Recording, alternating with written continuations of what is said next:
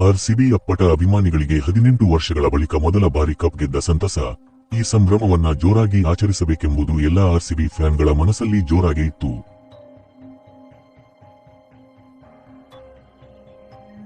ಸರ್ಕಾರ ಕೂಡ RCB celebration ಕಾರ್ಯಕ್ರಮವನ್ನು ಇಟ್ಟುಕೊಂಡಿದ್ದರೂ ಈ ಸಂಭ್ರಮಾಚರಣೆಗೆ ಲಕ್ಷಾಂತರ ಜನರು ಧಾವಿಸಿ ಬಂದರು.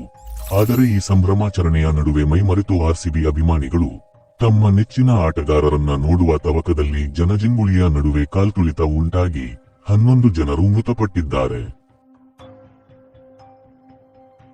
ಅಷ್ಟಕ್ಕೂ ಆ ಕಾರ್ಯಕ್ರಮದಲ್ಲಿ ಆರ್ಸಿಬಿ ತಂಡದ ಆಟಗಾರರನ್ನು ಭೇಟಿ ಮಾಡಲು ಅವಕಾಶವಿರಲಿಲ್ಲ. ಅಷ್ಟೇ ಅಲ್ಲದೆ ಅವರ ಹತ್ತಿರ ಹೋಗಿ ಫೋಟೋ ತೆಗೆದುಕೊಳ್ಳುವ ಅಥವಾ ಆಟೋಗ್ರಾಫ್ ಪಡೆದುಕೊಳ್ಳುವ ಅವಕಾಶ ಕೂಡ ಇರಲಿಲ್ಲ. ಅವರೆಲ್ಲರೂ ಸ್ಟೇಜ್ ಮೇಲೆ ಇದ್ದರೆ ಅಭಿಮಾನಿಗಳು ದೂರದಲ್ಲಿ ನಿಂತು ನೋಡಬೇಕಾಗಿತ್ತು ಅಷ್ಟೇ. ಆದರೂ ಕೂಡ ಈ ಅಭಿಮಾನಕ್ಕೆ ಏನನ್ನಬೇಕು ಗೊತ್ತಿಲ್ಲ. ಈ ಹುಚ್ಚು ಅಭಿಮಾನಕ್ಕೆ 11 ಜನರ ಪ್ರಾಣ ಬಲಿಯಾಗಿದೆ. ಎಲ್ಲೋ ದೂರದಲ್ಲಿ ನಿಂತು ನೋಡಲು ಅಷ್ಟೆಲ್ಲ ಆತುರ ಏನಿತ್ತು? ಮನೆಯಲ್ಲೇ ಟಿವಿಯಲ್ಲಿ ನೋಡಬಹುದಿತ್ತಲ್ವಾ? ಲಕ್ಷಾಂತರ ಜನ ಅಲ್ಲಿಗೆ ಹೋಗುವ ಅವಶ್ಯಕತೆ ಇರಲಿಲ್ಲ. ನಿಜಕ್ಕೂ ಪ್ರಾಣಕ್ಕಿಂತ ಆರ್ಸಿಬಿ ಗೆಲುವು ದೊಡ್ಡದಾಯ್ತಾ ಎಂದು ಜನರು ಇದೀಗ ಹೇಳುತ್ತಿದ್ದಾರೆ. ಇನ್ನು ಸರ್ಕಾರ ಕೂಡ ಆತುರದಲ್ಲಿ ಕಾರ್ಯಕ್ರಮವನ್ನು ಮಾಡುವಂತಹ ಅವಶ್ಯಕತೆ ಇತ್ತ ಎಂದು ಜನರು ಆಕ್ರೋಶ ವ್ಯಕ್ತಪಡಿಸುತ್ತಿದ್ದಾರೆ. ಸರ್ಕಾರ ಮಾಡಿದ ಈ ಎಡವಟ್ಟಿನಿಂದ ಹೀಗೆಲ್ಲ ಆಗಿದೆ ಎಂದು ಜನರು ಆಕ್ರೋಶ ವ್ಯಕ್ತಪಡಿಸುತ್ತಿದ್ದಾರೆ. ಜನರನ್ನ ನಿಯಂತ್ರಿಸಲು ಸರಿಯಾದ ವ್ಯವಸ್ಥೆ ಇಲ್ಲದೆ, ಪೊಲೀಸರು ಅಭಿಮಾನಿಗಳನ್ನು ನಿಯಂತ್ರಿಸಲು ಸಾಧ್ಯವಾಗದೆ, ಈ ಜನಜಂಗುಳಿಯ ನಡುವೆ 11 ಅಭಿಮಾನಿಗಳು ಕಾಲ್ ತುಳಿತಕ್ಕೆ ಸಿಕ್ಕಿ ಅಮಾನುಷವಾಗಿ ಸಾವನ್ನಪ್ಪುತ್ತಾರೆ.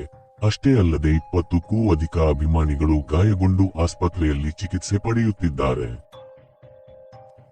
ಭೀಕರ ಕಾಲ್ತುಳಿತ ಪ್ರಕರಣದ ಬೆನ್ನಲ್ಲೇ ನಟ ದರ್ಶನ್ ರಾಬರ್ಟ್ ಚಿತ್ರದ ಪ್ರೀ ರಿಲೀಸ್ ಈವೆಂಟ್ನಲ್ಲಿ ಮಾತನಾಡಿದ ವಿಡಿಯೋ ಒಂದು ಸಿಕ್ಕಾಪಟ್ಟೆ ವೈರಲ್ ಆಗಿದೆ. ಈ ವಿಡಿಯೋದಲ್ಲಿ ದರ್ಶನ್ ಅವರು ಹುಬ್ಬಳ್ಳಿಯಲ್ಲಿ ನಡೆದ ಪ್ರೀ ಇವೆಂಟ್ ಕಾರ್ಯಕ್ರಮದಲ್ಲಿ ಸೇರಿದ್ದ ಜನಜಂಗುಳಿಯನ್ನು ನೋಡಿ ಜನರಿಗೆ ಒಂದು ಮಾತನ್ನು ಹೇಳುತ್ತಾರೆ.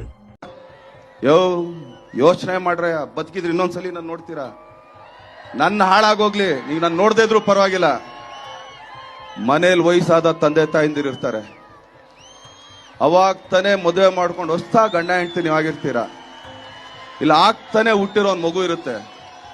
ನಿಮಗೇನಾರು ಹೆಚ್ಚು ಕಮ್ಮಿ ಆದ್ರೆ ನಿಮ್ಮ ಮನೆಯವರು ಸಾಯೋ ತನಕ ನನ್ನನ್ನು ದೂಷಿಸ್ತಾರೆ. ಅದ್ ನಿಮ್ಗಿಷ್ಟನಾ? ಯೋಚನೆ ಮಾಡಿ, ಬದುಕಿದ್ರೆ ಇನ್ನೊಂದು ಸಲ ನೋಡ್ತೀರಾ? ನನ್ನ ನೋಡದೇ ಇದ್ದರೂ ತೊಂದರೆ ಇಲ್ಲ. ಮನೆಯಲ್ಲಿ ವಯಸ್ಸಾದ ತಂದೆಯ ತಾಯಿ ಇರ್ತಾರೆ. ಆಗ ತಾನೇ ಮದುವೆ ಮಾಡಿಕೊಂಡ ಗಂಡ ಹೆಂಡತಿ ನೀವಾಗಿರುತ್ತೀರಿ. ಆಗ ತಾನೇ ಹುಟ್ಟಿದ ಮಗು ಇರುತ್ತದೆ.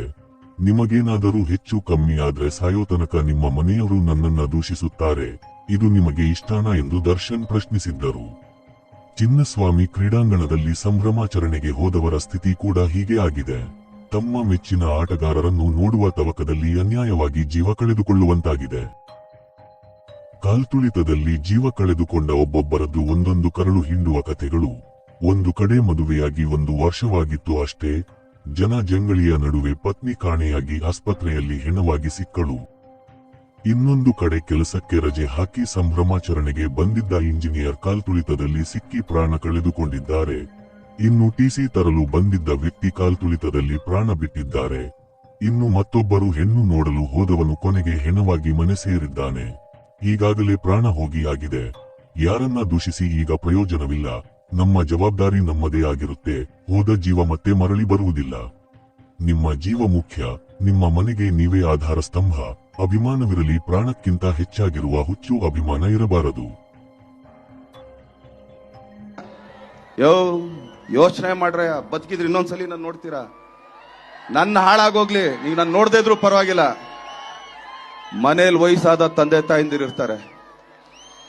ಅವಾಗ ತಾನೇ ಮದುವೆ ಮಾಡ್ಕೊಂಡು ಹೊಸ ಗಂಡ ಹೆಂಡ್ತಿ ನೀವಾಗಿರ್ತೀರ. ಇಲ್ಲ ಆಗ್ತಾನೆ ಹುಟ್ಟಿರೋ ಒಂದು ಮಗು ಇರುತ್ತೆ. ನಿಮಗೇನಾರು ಹೆಚ್ಚು ಕಮ್ಮಿ ಆದ್ರೆ ನಿಮ್ಮ ಮನೆಯವರು ಸಾಯೋ ತನಕ ನನ್ನನ್ನು ದೂಷಿಸ್ತಾರೆ. ಅದ್ ನಿಮ್ಗಿಷ್ಟನಾ?